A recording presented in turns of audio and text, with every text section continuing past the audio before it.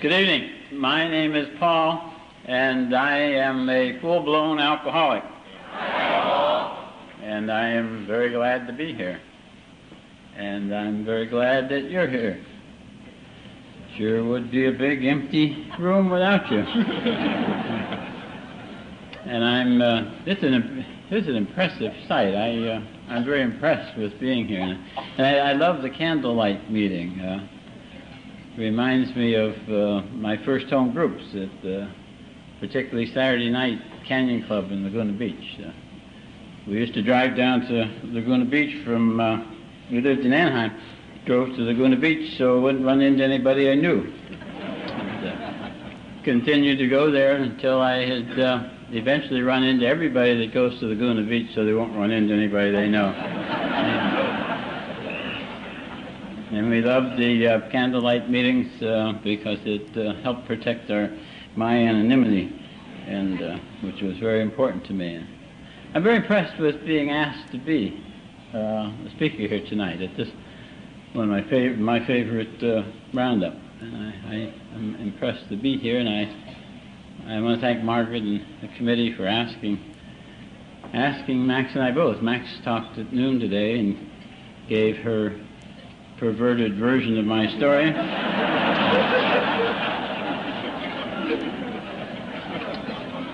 Which she likes to call the sober version. Max admits, though, that the Al-Anon is often sicker than the alcoholic, and I like to agree with everything Max says. In fact, I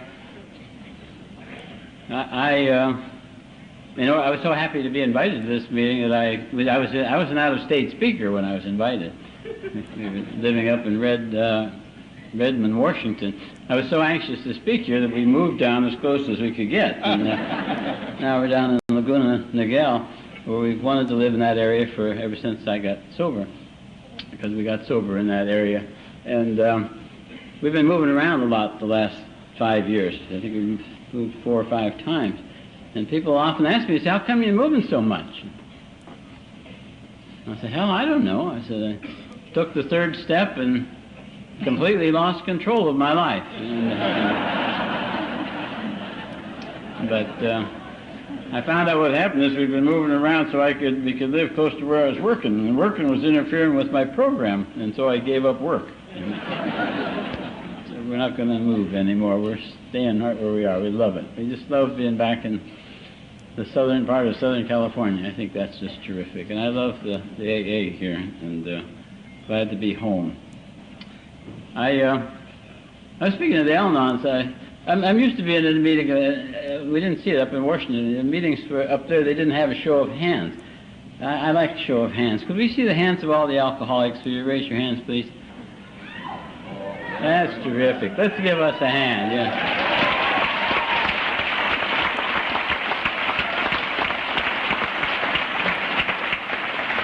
That's good. We definitely have a quorum. What about the Al-Anons? I know there's some Al-Anons here. I can feel the vibrations.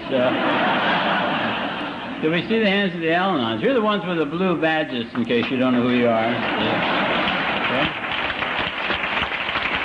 That's enough. That's enough. That's enough. Yeah. That's enough. Al-Anons are easily addicted to compliments. Yes.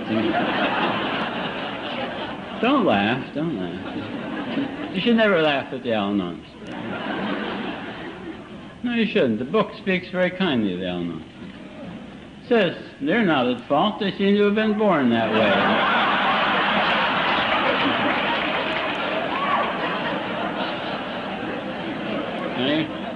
You shouldn't laugh at them, because I understand there are a few of you people that have a little trouble making this program anyway. And trying to stay sober on just the meetings in the first couple of steps, and you might want to look into that Al-Anon program. It's might be worth you looking into. It's because they've got our whole program. And they've got the whole thing. They got our whole program, and they can drink too.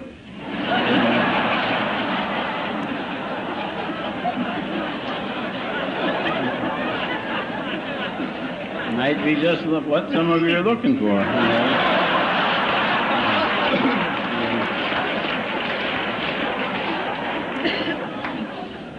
How about the newcomers? At a roundup, you have a show of hands of the newcomers, 30 days or less since your last drink. Would you raise your hands, please?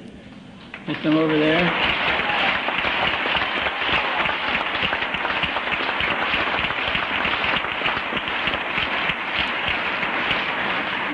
That's great. That's great. We're glad you're here. I hope you keep coming back.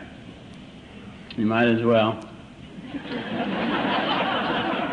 You just ruined your reputation. This is as bad as it gets. There's only one time when it's this bad, and that's when it gets this bad again, and that's when you've been around AA for a while, been sober a while.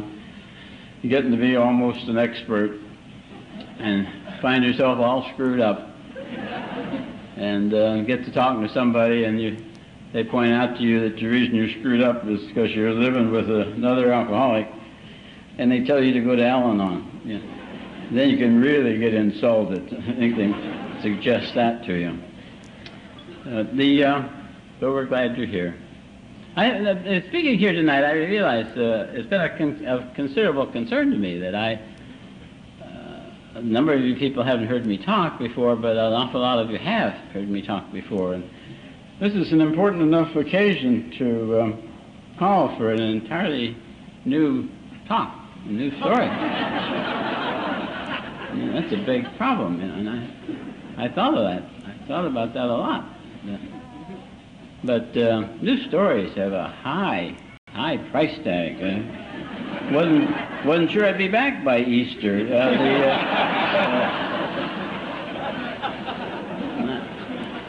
I didn't know what to do about that. I gave a lot of thought. I even got worrying about it. I'd love to worry. I'd love to worry. In fact, I firmly believe in the positive power of worry. You worry enough about something, you can hold it back. You can keep it from happening.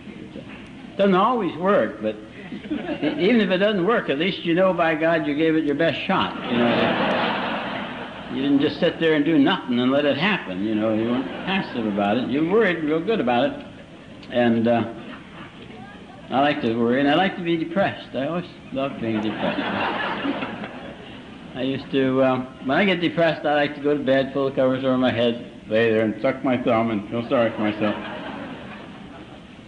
And one day I came to realize it's very depressing to act depressed. And I turned my concern about this over. What did the book say on page 86, something about you? Relax and take it easy. Don't worry. Let go, let God. Pray for an intuitive thought or a decision or an inspiration.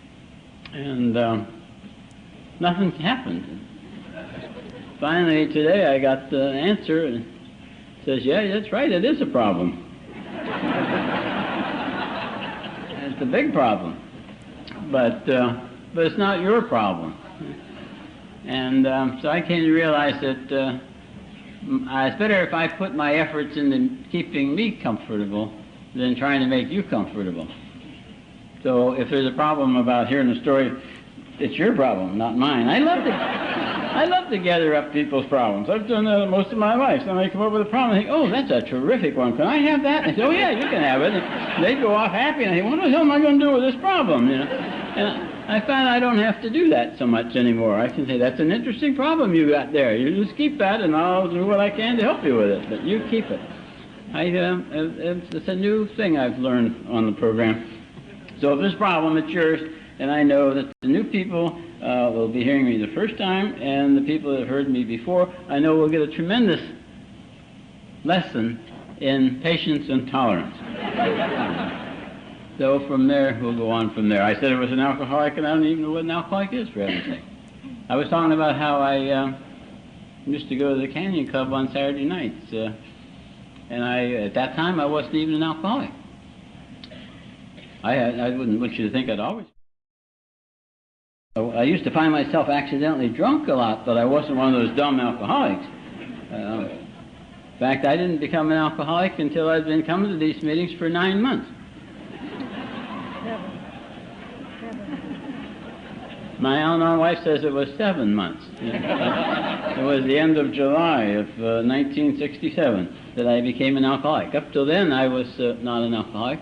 And I used to, as I say, I used to find myself accidentally drunk when I was drinking, but I wasn't an alcoholic. After 7 months, I became an alcoholic. And now that I'm an alcoholic, I don't even drink.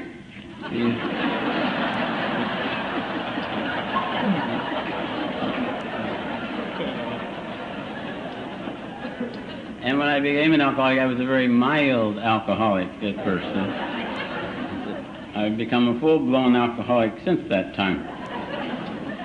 But just alcoholic enough to stay here. I don't even know what an alcoholic is, for God's sake. Eh? I think Jack came close to it today, saying that it had to do with endorphins and isoquinolines and all that fancy brain chemistry.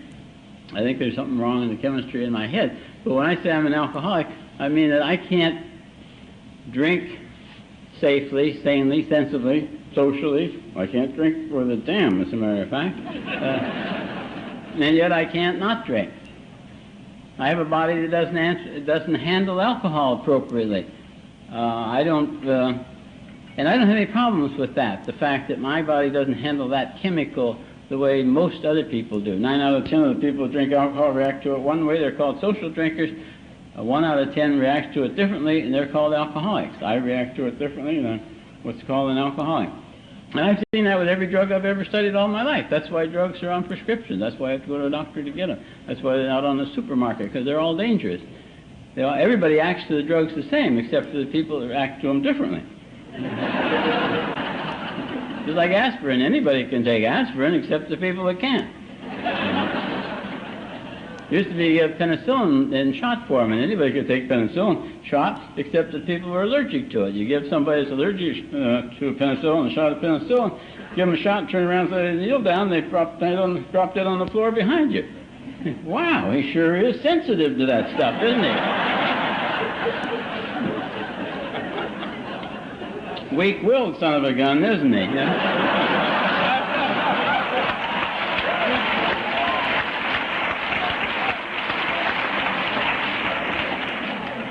No guts at all. Yeah. Can't even take a shot like a man.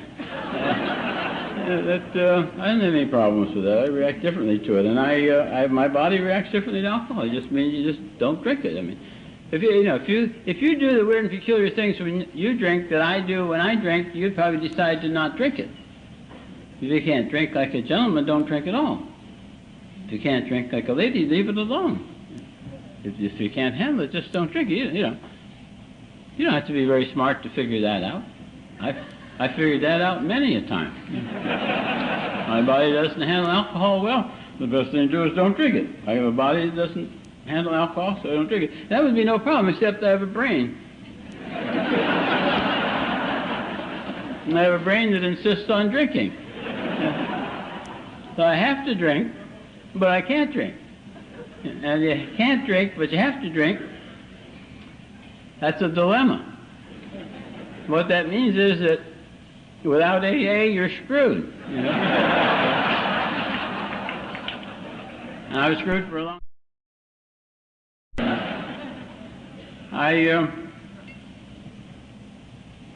I found out that I used to drink. When I first came to AA, I thought the first thing you have to do is figure out why you drank. And I got to thinking about why I drank, and I thought of reasons why I drank. Like in the daytime, I drank daytime drinks. And at night, I drank nightcaps. That's what nightcaps are invented for. And when it was hot, I drank when it was hot. You drink beer when it's hot. I remember going to ball games back in Ohio, and you always take a bottle because it gets cold. So I drank when it was hot, I drank when it was cold. I drank on happy occasions. Go to a wedding, you always drink. That's why people invite you to their wedding. Come to the wedding and drink. You can't not drink at a wedding. And you're insulted. You have to drink at weddings. I think, remember my father's funeral. We drank at his funeral. In fact, I've never been to a funeral or a wake that they didn't have liquor out in the kitchen. You drink at sad occasions. I used to drink when there's a lot of people around. You have to drink when people are around. People are insulted if you don't drink with them when they're around. I used to drink when I was alone because I was lonely.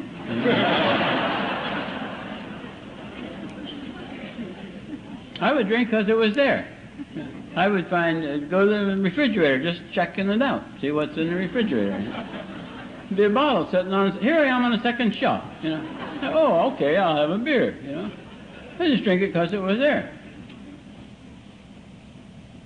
I'd go out and buy some because there wasn't any there. You know? Never know when somebody's going to come by. I drank. The only thing that was consistent about it was that every drink I ever took seemed like a good idea at the time. May not have seemed like a good idea a short time later, but it seemed like a good idea at the time I drank it. And I drank on all kinds of occasions. I remember drinking when before I would go to church dinner dances. And I don't like church dinner dances. There are a lot of people at church dinner dances. You have to talk to them. And I don't know how to talk to people at dinners. Seemed to do all right tonight, but that was, I didn't know how to do it then. And I didn't know how to dance. I couldn't dance.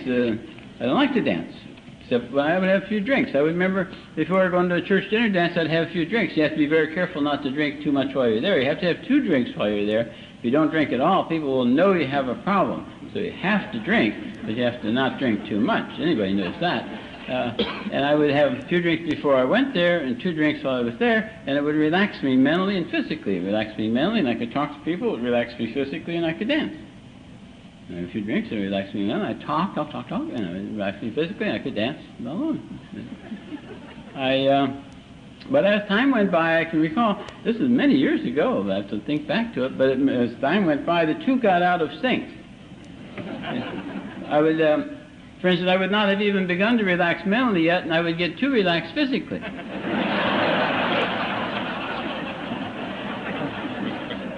I would have to talk, it would show up in my voice, and I would have to talk very slowly and carefully so nobody would notice. And when I would reach for something and knock it down, or I would trip, and when there was nothing to trip on, or I would find myself lying there on the floor, and my brain would say, "Get up, you fool, these people will think you're drunk." You know? And my body would say, "What do you mean, get up? And I'm paralyzed from the ears down, you know."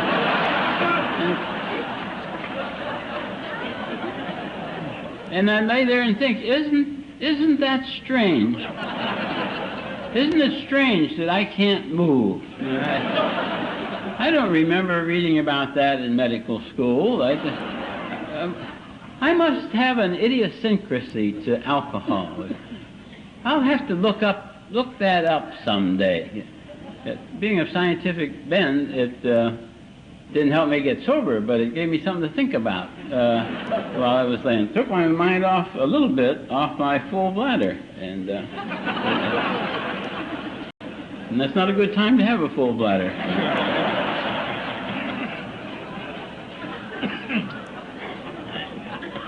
And then there are times when the opposite would happen, and I wouldn't have even begun to relax physically yet, and I would get too relaxed mentally. It would be like as if all my brain cells would get together and say, "Ah, what the hell, he's drinking anyhow. Let's take the night off." And they'd go on home. And my body would go on doing things.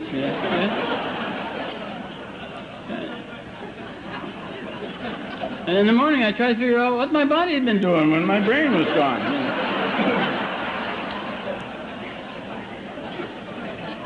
I used to worry about that. Until one night I heard Cliff Barr talk about, he came out, he used to worry about what he did in blackouts until he one day realized that he'd never come out of a blackout to find that he had spent the night helping the Little Sisters of the Poor. So I no longer try to figure out what I was doing. when my brain didn't stay on duty to record what was happening at the time. And there were other times when both mental and physical got... What happened was the longer I drank, the harder it was to predict what was going to happen when I drank. And my life continued to deteriorate, and I ended up in the nut ward. I ended up in the nut ward of the hospital I was on the staff of.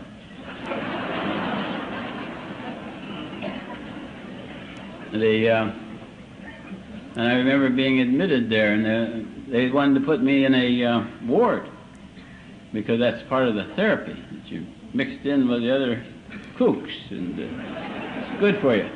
It's the same, so they have all kinds of weird ideas there. Just like they try to convince me that the quality of my life would be improved if I could learn how to make leather belts.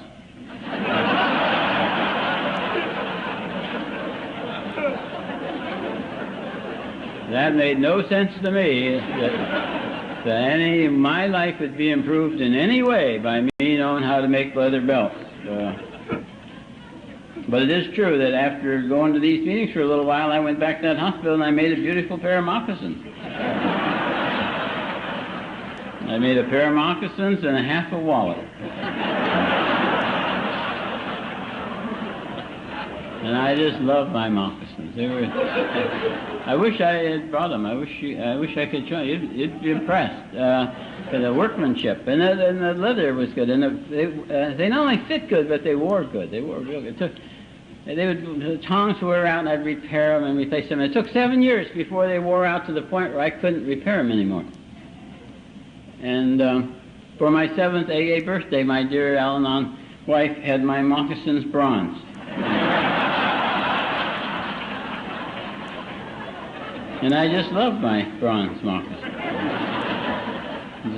They're not nearly as comfortable as they were.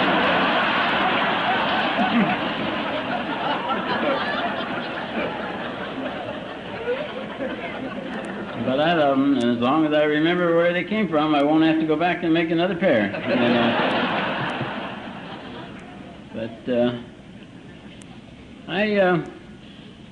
I didn't like it in the nut ward. And the other thing they do with you there is they give you a lot of pills. And then they say, now we want you to go outside and play volleyball. And the boys are going to play the girls. Here, take your Thorazine.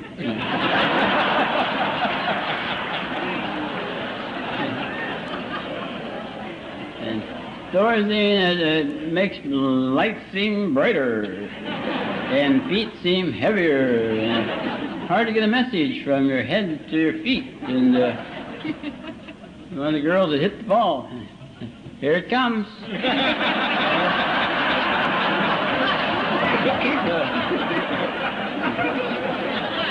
You gotta run, Paul. Oh. Here comes that concrete wall, Paul.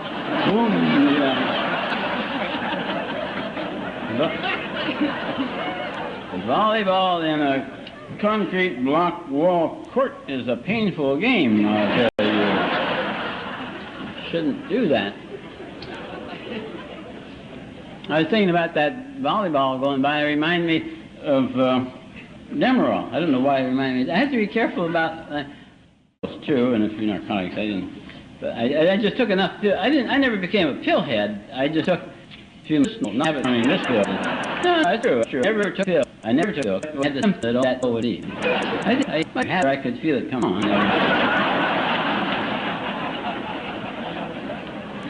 They were very tiny little pills, you know. And I was rather insensitive to pills, and I took more. And I took a few narcotics, and I took, as I had mentioned earlier, I was talking about some Demerol. I had to be careful when I mentioned Demerol, though, because the other night I mentioned it at the meeting, and my mind went blank for about 30 seconds. And I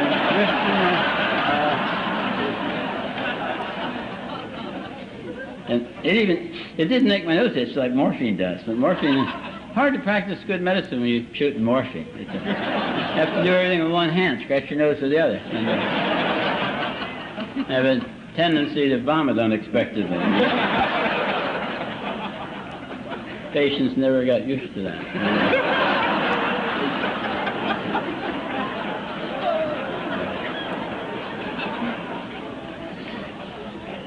But when you get admitted to the nut ward of the hospital you're on the staff of, and your wife takes you in, you get a private room. Because she says, do you realize that he's on the staff of this hospital? And I got a private room.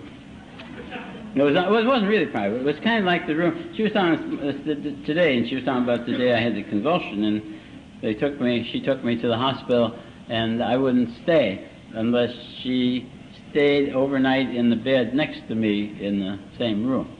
Here I am, big shot doctor on the staff of this hospital, and I won't stay until Mommy has the bed next to me. When I went to the nut ward, she didn't want to stay there. You know? As a matter of fact, I got out of the nut ward after about 30 days. I went home and I said, that was pretty nice. Maybe you'd like to go in for a little while. She was insulted. Actually, I thought I was rather heroic because I knew she was the one that needed it, and yet I didn't want to tell them that. I'd already signed out of the Mayo Clinic, and I was, whatever.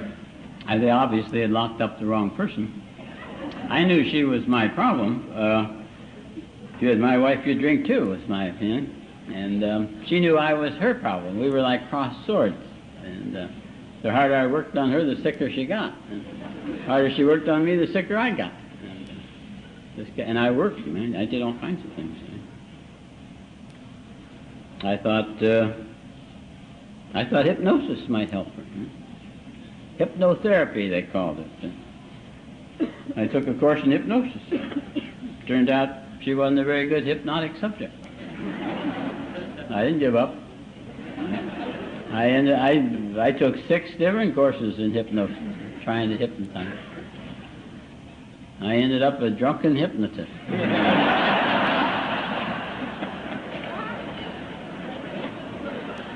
Saying hypnotherapy reminded me of the time before I became an alcoholic, and I was looking for answers. There was something in some of the medical journals about carbon dioxide inhalations being good treatment for emotional problems, psychoneuroses. And the more I read about it, the more I thought, that sounds good. That sounds like, if you breathe carbon dioxide, the more you breathe of it, the deeper you breathe. And you keep getting it in your bloodstream, and that makes you breathe deeper and deeper and deeper and deeper and deeper and deeper, until you finally pass out. I thought, I could do that. So I got out the old page phone book, and I found a place where they sell oxygen by the tank, and then they also sold, I called, and I said they sold carbon dioxide by the tank. So I said, send me a tank. They brought it to the house, great big tank of carbon dioxide, big thing, about so big around, brought it in on a cart, set it in the bedroom, of course, with hoses and a mask on it. And every night I'd go in the living room and say to Max, I'm going in and take my treatment. You come in later and take the mask off.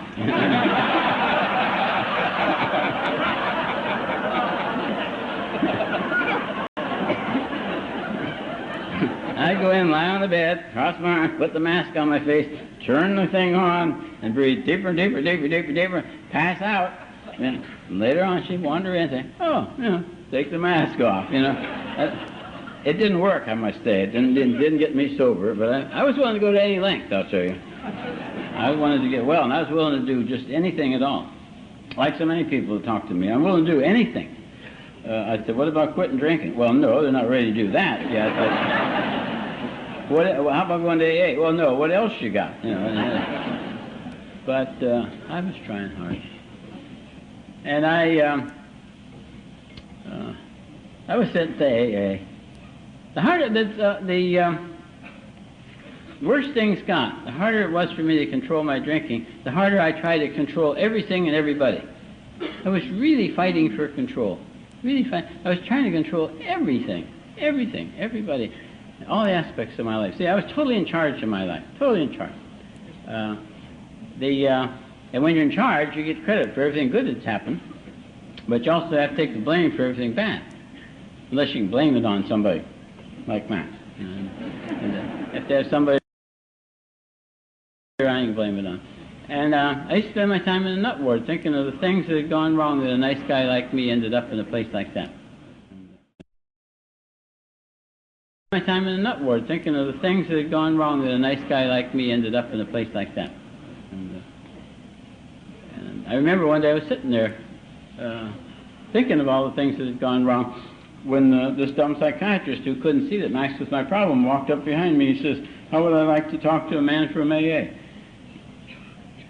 And I thought, God Almighty, don't I have enough problems of my own without trying to help some drunk from AA? You know?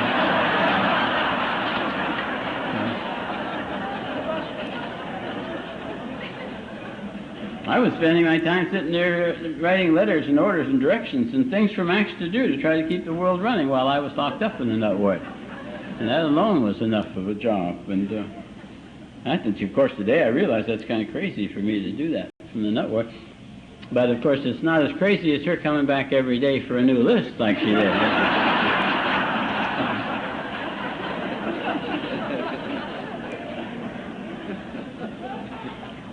Then I ended up going to some AA meetings just to please this dumb psychiatrist. I don't know if you, I'm sure none of you have ever been in a nut ward, but yourself. Happiness on a nut ward is having a happy psychiatrist. And I agreed to go, and we went and got to some of these meetings, and I heard some dumb things. I remember a guy stood up there and said, big, husky, healthy guy. He says, "For me, to drink is to die." And I thought, oh my God, how corny can you get? You know, here, it's trying to frighten. Here I was, I had pancreatitis once, I had convulsions twice, I thought I was dying from a brain tumor, I was passed from the nut ward, and I thought you were trying to frighten me into joining this organization. And I remember the day I heard a guy say, "If I don't drink today, I'm a success today." And I was ashamed for him. What kind of life would that be that you could brag about the fact you hadn't had a drink today, hadn't had a beer today? And the people in AA seem like such fanatics. Really fanatics. Even beer and light wine, for God's sake. That's what I drank when I quit drinking.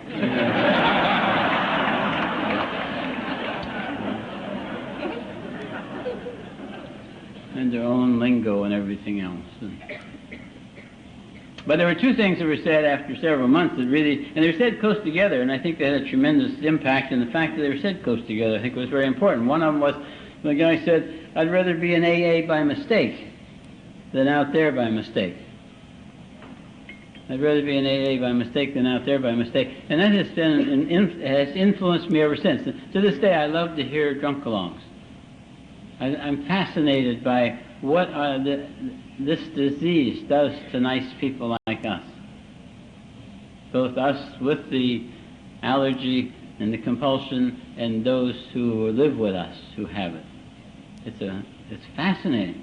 Fascinating what alcohol, it's the most fascinating disease I've ever studied. And I've studied a lot of diseases. My background is internal medicine, and I've studied Tsutsugamuchi fever and kwashiorkor. Things I don't even care if I ever see anymore, you know. And none of them is fascinating as alcoholism, and nothing's more fascinating in this disease than the recoveries.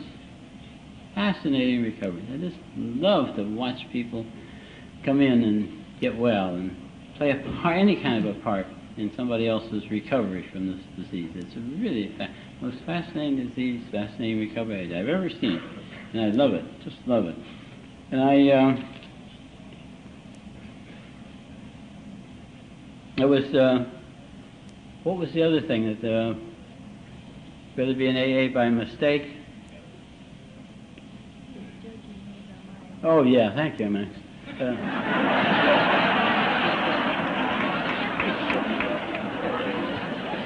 No, she's heard this story as often as I have. Because she comes with me, we go to these things all the time together. And as a matter of fact, I'm very indebted to Max. Very, very, very, very, very, very indebted to Max. For her, I find it's choking me up a bit, for her enthusiasm for the program. Because there was the time in the early days, before I became an alcoholic, when I would punish her for not acting right by refusing. She couldn't drive all the way to Laguna by herself. And she got in the car and drove to Laguna Beach all by herself repeatedly, until I decided, well, the hell with that, then I was going to start going back. And many a time I'll decide, oh, no, I don't want to do that. And she'll say, oh, come on, let's go to the meeting. That person would be happy to have us there to hear him speak or something like that. And I'm very appreciative of Max's interest in the program. Every alcoholic should have an enthusiastic Al-Anon in their life.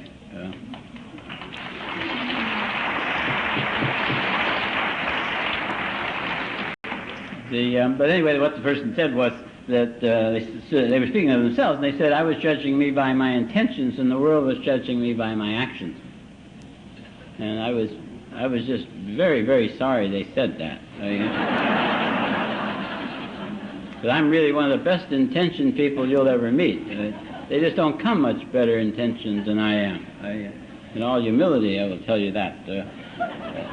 But when I set all my intentions aside and just looked at my actions, it was a very painful thing. I was a drunken father, drunken husband, drunken neighbor, drunken doctor, for God's sake. I'd never intended. And as I say, after 7 months I became an alcoholic and haven't had a drink since, and find it amazingly easy to not drink. It just amazes me how easy it is to not drink, take pills, shoot drugs. Of course I say very active, but it's very easy to not do those things. Not drinking is no problem for me. On the other hand, not thinking tends to be a problem. Any problem I have today is a thinking problem. If I think it's a problem, it's a problem. Whether you think it's a problem or not, it's a problem. In fact, if I think it's a big problem, it's a big problem. That's the nice part about it. I decide the size of my problem. I didn't know that. Everybody else used to decide it for me. The authorities and the press and politicians and that would tell me how big my problems were. And today I realize I decide whether or not my problems are, how big they are and whether or not they are problems. And I have never thought I had a problem and been wrong.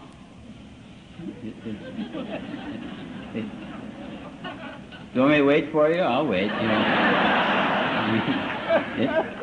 If it seems like a problem to me, it is. And in fact, I haven't done it recently, but I used to read the 20 questions and substitute thinking for drinking. I'd like to do that tonight if I have the 20 questions with me. I think it might be good for the Al-Anon.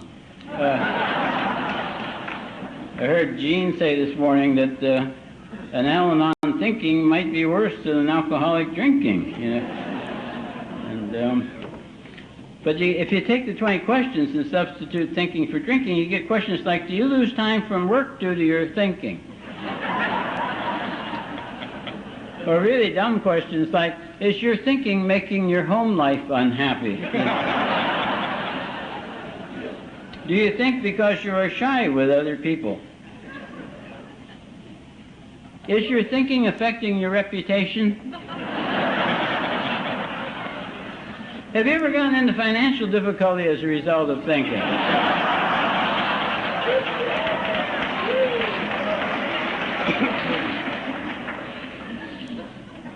Do you crave a think at a definite time daily?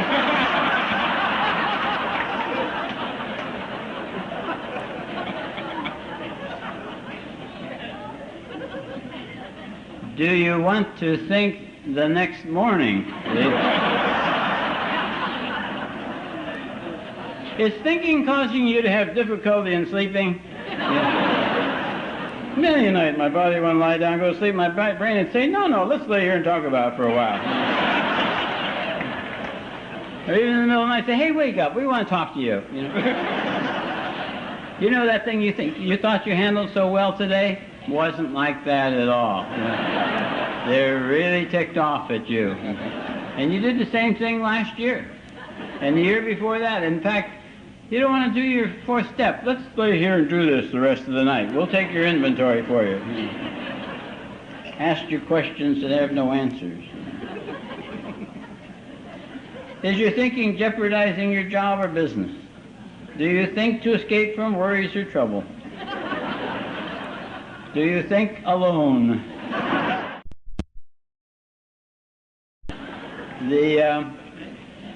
Has your physician ever treated you, or have you ever been in a hospital or institution on account of your thinking?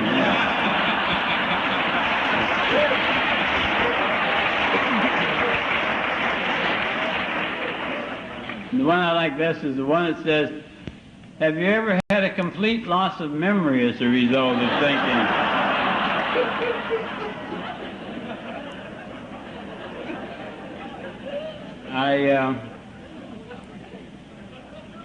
I shouldn't have really said my name is Paul and I'm an alcoholic. I should have said my name is Paul and we are alcoholics. My head is a very busy place.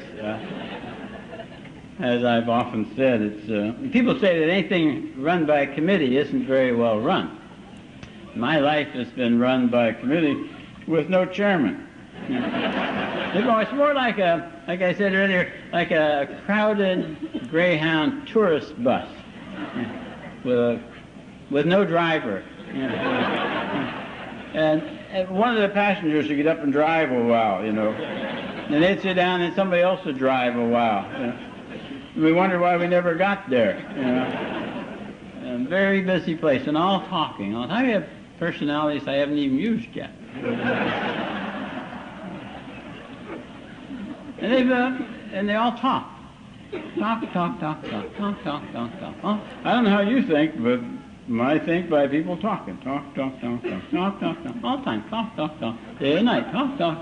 Like a radio talk show. And sometimes drift over and pick up another one. Talk. All the time talking. All these personalities. And one of them doesn't like Max.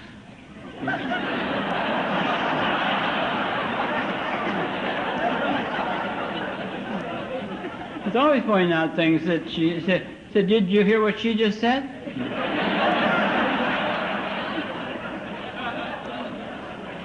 You say, what kind of a man would put up with a woman talking about him like that, And yet there's another one up there who thinks she's absolutely fantastic. Thinks she's beautiful and charming and great sense of humor and wonderful person. All these conflicting things. There's one in my head that's afraid. All the time afraid. Says, don't do that. You'll make a fool of yourself and they'll all laugh at you. And there's one that says, as long as you're sober, buddy, you can do anything. You can do just anything. There's just nothing you can't do. The different personalities, each one has their own pat way of doing it. There's one up there, no matter what happens, his answer's always the same. Let's have a drink. Every time he said that, we all marched off and had a drink.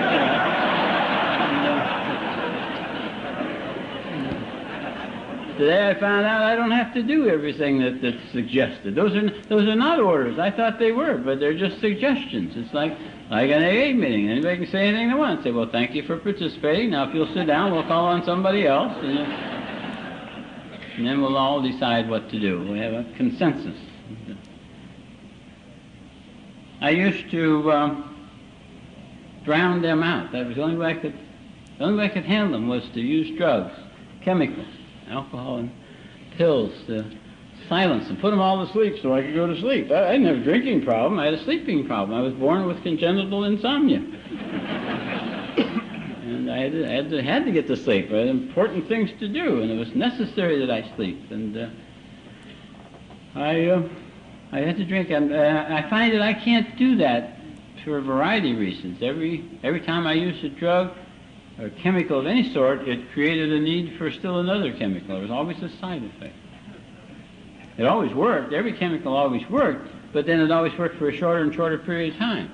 And it took more and more to do it. So I had to take more of it, take it more often, and I had to take something new to counteract that. And every time I used a drug to solve a problem, it made me more dependent on drugs to solve a problem.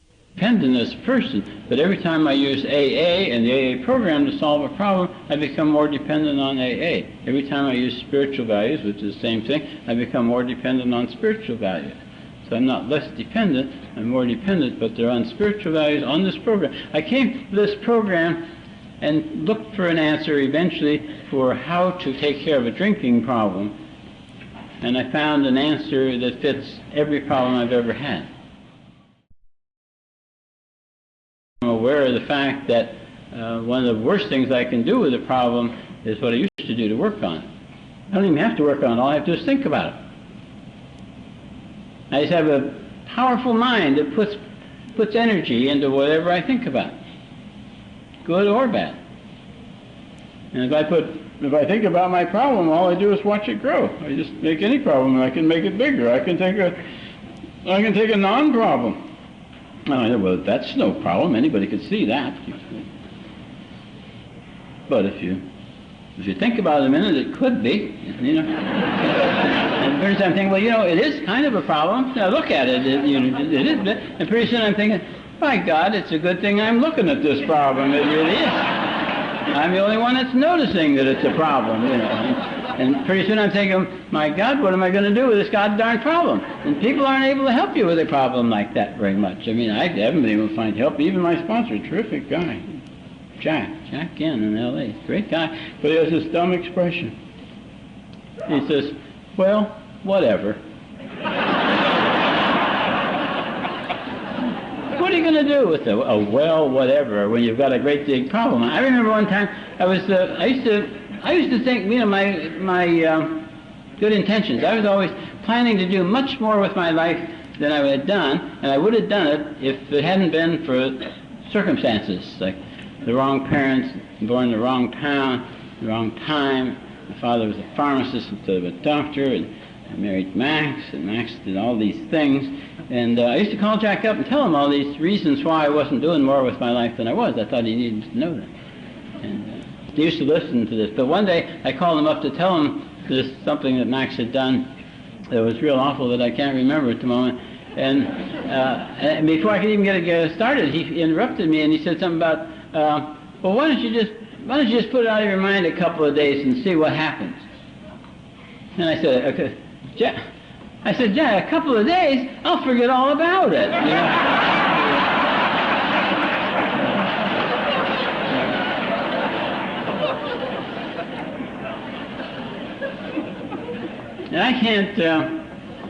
And I can't use drugs to silence the voices in my head anymore. One of the main reasons too is that's where God speaks to me. God speaks to me as one of the voices in my head. And I have to listen to all of them to tell which one He is. God comes to me in spiritual ideas, or ideas of love, or how to help a newcomer, how to help somebody on the program, how to help somebody who needs to be on the program, how to help somebody not on the program. He comes to me in ideas, and both the voices in my head and the voices in AA. And I have to listen to AA because that's where I hear God speak. And I'm never sure when He's speaking and when He isn't. And sometimes I think He's speaking through everybody.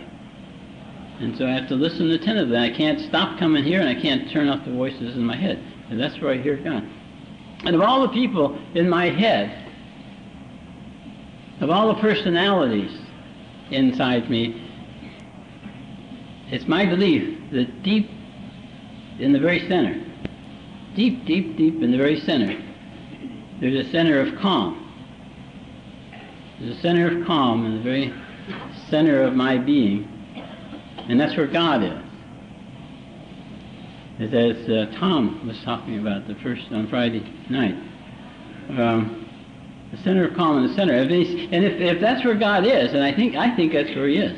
If that's where He is in me, then that's where He is in you. That's where He is in all of us. And I've often heard it said that we are all equal. And yet, we obviously aren't equal in many, many things. But yet, I wonder if that isn't where our equality is. That God is in the center of each of us, and we each have the same spiritual potential. I wonder if that isn't true. I choose to think it is. I remember one day hearing Chuck C. talk, and he was talking about his higher power did this and his higher power did that, and all the time his higher power doing all these wonderful things. And after he was through, and I was talking to him later in the day, and I said, you know, you're all the time bragging about your higher power. And I just bet you a nickel, and I'll make it a quarter. I bet a quarter in a fair fight. Firepower. And I just wonder if we couldn't all have the same equality. It's interesting to think in terms of each one of us is unique. No two of us are the same. No two of us are the same. Like snowflakes. No two living things are exactly the same. And so God has gone to a lot of trouble to make us unique. Which means that if any one of us was missing, the universe wouldn't be complete. God went to a lot of trouble to create us unique, and yet with all that same spiritual potential. I think of God as the Bible tells us He created all this in, 8 days, and on the 7th day He rested. 6 days, that's shameful. And I never was good in arithmetic, I admit. I just want to see if you were listening. But the point is, I think that on the 8th day, was what I was going to say, on the 8th day I think He went back to work. And He's been creating ever since. And in fact, my understanding is that the firmament is expanding outward in all directions at the speed of light. It's having to make room for new stars, new universes. They're making more people all the time. And more talk about a workaholic. He must really like what he's doing. He's making all the stuff and having to make room for it. And He creates reality. I heard it said that somebody paraphrased the Quran as saying that the only God is reality. And I thought, that sounds very atheistic. And yet God creates reality. And I wonder if it isn't true that to the extent that we accept reality, to that extent we accept God. Or at least the manifestation of God, just as each of us is the manifestation of God. You can't accept God and not accept His reality, it seems to me. And the acceptance was such an important thing for me in my sobriety that when I first came here I admitted I was an alcoholic. I did that just because it made you happy. My name is Paul and I'm an alcoholic. You say, oh, wonderful, clap, clap, clap, clap. Anything to please these people, I was a people pleaser from way back, but I didn't believe it. I admitted it, but I didn't accept it. And the day came 7 months later when I accepted the fact that I, of all people, even though I had no choice in the matter, had not ever thought it was a good idea, and still didn't think it was a good idea, I accepted the fact that I am, apparently through mistake, I am a mild alcoholic. And the question is now, what are we going to do about it? And I haven't had a drink since that day. And I think the reason is that I stopped living in the problem and started living in the answer. And I've stayed in the answer ever since. And the answer is here. And I accepted the challenge of being an alcoholic and being comfortable anyway. So I think that's what we do when we accept. We accept the challenge. Yeah, that's reality. That's the way it is.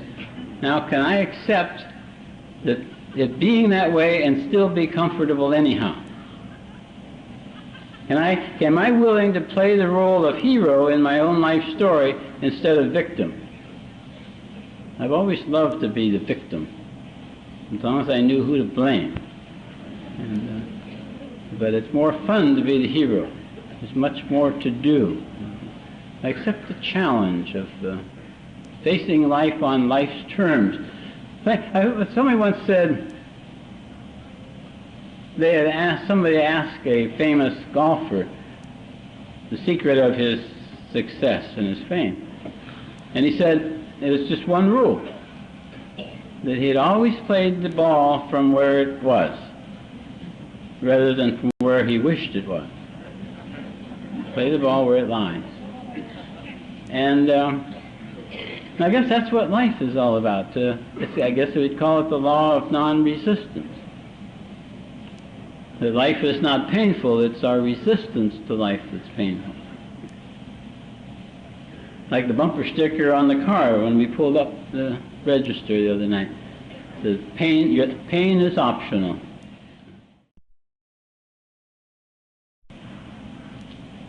It helps me to realize that acceptance is not necessarily approval.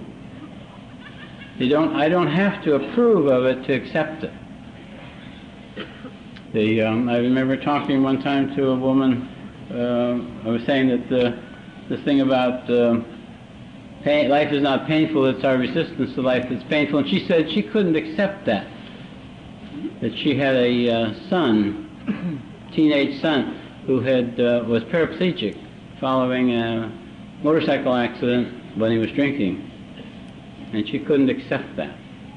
And I pointed out that I had heard that it didn't necessarily have to approve of it to accept it.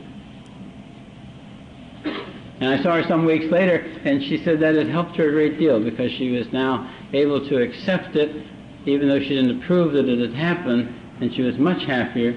And her peace and joy was being reflected in her son's improved mental attitude. He was picking it up for her. And even though she didn't approve, she was able to accept it. And it seems to me that that's kind of the game we play here. Can we accept reality on reality's terms and still be comfortable in spite of it? I'm fascinated by many lines in the book. One of them is it says that our past becomes our most prized possession. And it amazes me when I stand and talk to a crowd like this and to think of the years I spent trying to hide myself and my drinking and all the things I didn't like about me. And because I thought that if they ever became known, I'd be ruined. And now I'll stand up and tell everything that's bad about me I can think of. And people don't hate me, and they love me more for it. There's nothing, and it's nice to have the feeling that there's nothing about me that I don't like that somebody in AA doesn't know because I told them. I have no secrets that I'm aware of. And I like that. I like the line in the book that says, we absolutely insist on enjoying life. We absolutely insist on enjoying life. And I think God expects us to enjoy life. I think He's gone to a lot of trouble to give us everything we need to enjoy life. He's gone to a lot of trouble. And I think when we get wherever we're going, He may ask us whether we've been good or bad, but I think He's going to ask us, did you enjoy it down there? And if you say, well, not really, He's liable to say, well, if you didn't like it down there, you probably won't like it up here, so you can go to the devil, you know. And the moral of the story is you better enjoy it whether you like it or not. Anyway, I'm real glad to be sober tonight. Max and I used to work on each other, trying to get each other straightened out, and kept making the thing worse, like two crossed swords. And today, she has her program and I have mine, and it's like Elsa C says, it's like two railroad tracks, separately but together. Separately but together, with all those ties holding us together. And it just keeps getting better and better. My relationship with her keeps improving. My relationship with myself keeps improving. I like me today better than I've ever liked me in my life. I esteem me. I approve of me.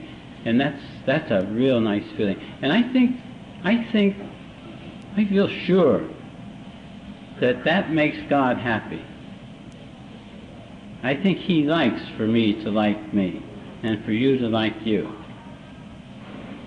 And even my defects of character, that's something I accept. It's one thing for me to accept you and others, but it's for me to, on a consistent basis, for me to accept myself and my defects. What I've had to do with my defects a lot of times is like fear or depression. I'll tell God, you know, I'm sick of having this. This has been controlling my life, all my life, and I'm sick of it. I'm through with it. I don't want it anymore. Take it away. I don't want to be bothered with it. I want it removed completely, entirely now. But I know that you don't often necessarily work that way.